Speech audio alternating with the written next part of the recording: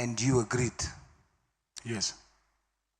So would you say, based on your testimony, if your testimony is true, would you say that you are corrupt, General Mkhwanazi is corrupt, Mr. Cele is corrupt? Is that what you would be saying? When you say I'm corrupt by trying to influence this guy to withdraw the case. When you agree to assist in defeating the ends of justice, you are participating. But I was not given much of a choice because he said he's going to charge me with the case of my ex-girlfriend. And it actually happened. That's why I'm here now, because of that case. In your world, yes. In your world, yes. You are found in a rock and a hard place. But in terms of the fact, you would be participating in defeating the ends of justice. Yes, in that context, I agree. So it's all of you. Yes.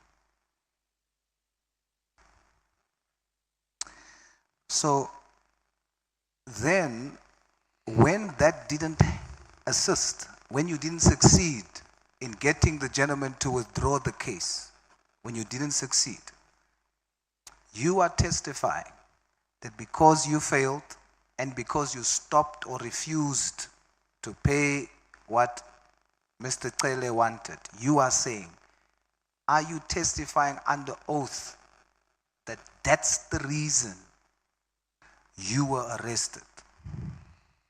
I'm saying those two reasons. And also, the third one is I sent them a letter of demand after they cancelled my contract. So I sent the letter of demand on Tuesday, and on Wednesday I was arrested. So the answer is yes. Yes. General Mkhwanazi testified that you are part of the Big Five. He only named two in his statement, yourself and Mr. Malife. And he says there are three others, but you are two. Are you part of the Big Five? No, I'm not. Do you know Mr. Malife? Yes, I know him. You know him? Yes, I do. Not personally, but you know him. How do you know him? I know him personally. You know him personally? Yes. Do you work together in this Big Five arrangement? No, I know him because he used to come and visit someone who was my client, and he was very close with that person. So when I say personally, I'm not saying he was a friend. I'm saying I can see him, I can be with him when he was visiting my client. So you are testifying that there's no such thing as a Big Five. You are not part of the Big Five that does robberies and trafficking and drugs and armed robbery. That's what you're testifying. But General Mkhwanazi testified that you are. So who's lying under oath? I'm not saying it does not exist. I don't know about it, the Big Five thing. But the fact that you are part of, you are one of them. Yes, I know that I'm not part of it. So who's lying? I'm not part of it. Who's lying? I don't want to use the word lie, but what I can use a word, because now I have to decide. We've got two versions of the same thing. Yes. We can't take both. So I need to hear for the record. Are you saying that General Mkhwanazi is lying, or are you saying you can't say he's lying? I'm saying if it's not a positive, then it must be a negative. So I'm saying I don't know anything about that. I'm not part of that. So he's lying. What he's saying, I don't know how. I think he's the one who needs to prove that. Based on is it untrue? Yes, untrue. Okay. Mr. Matlala, do you love money? Yes, I do. Sorry? Yes, I do. You know, there's a scripture in the Bible that says the love of money, not money, the love of money, yes, is the root of all evil. Do you know that scripture? Yes, but I'm not a Christian. Sorry? I'm not a Christian. That's okay, but you know the scripture. Yes, I know the scripture. My religion says that we must enjoy everything that God has put in on this earth, but legally and in a way that we don't tend to be greedy about it. And I agree with that too. It's basically saying to you, stay away from evil. Yes. And now this scripture I'm talking to you about says, what is the root of it? What we see is the fruit, but the root of it is the love of money. You say that you love money. Yes, I do. Now I have with me something that was given as testimony or as evidence, allegedly from bizportal.gov.za. And it states that for your business, the cat security, Mr. Hangwani Morgan Mayemela was added as director of that company in 2017. Is this true? Yes, that's true. Now, it's very widely reported that he was the one that spearheaded the network who benefited from the contracts at Tembisa Hospital. And your company, as you testified and is in your statement, received RFQs from those contracts or from the hospital because you were registered as a vendor and you received RFQs. Yes. Babita Diakoran, she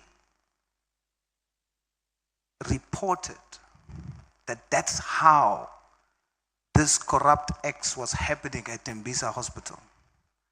That there would be vendors, RFQs would be given, but the companies were selected not in the normal way.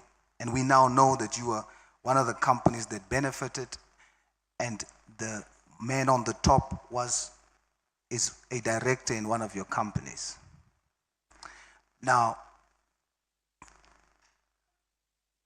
you spoke earlier about how you felt, the pain, the hurt of having lost your mom, the hurt that you felt, and how you had to grow up. I want to put it to you that the gentleman that's the director and those RFQs that you are receiving in that way,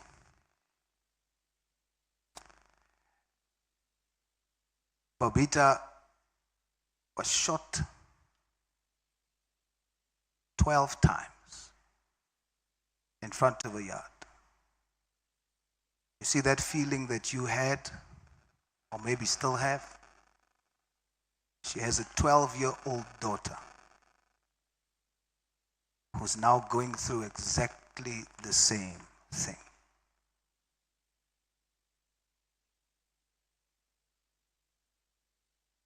How does that make you feel? You mean for someone losing her mother? She lost her mother. Yes, that's a very because terrible. because of the kind of way this business contracts was done at Tembisa, and her mother exposed it. And she was shot. Now that's evil. Yes, I agree. And do you know why that evil took place? You might not have been there that day, but that evil took place that her mother exposed because all those people, including what you participated and received benefit from, was due, the root of that was the love of money. That evil, the root of it is the love of money. Mr. Matlala, I respect all faiths, even yours. And one thing I know, Allah Akbar, God is great. And I tell you today as I close, God has entered the ring. God has entered the ring to fight this evil in our country. All of you are going to lose. You see what you see here? It's not just personal vendettas. It's God entering the ring. You know, scripture speaks of the number 12. And you see my colleagues making fun of it. But I put it to you.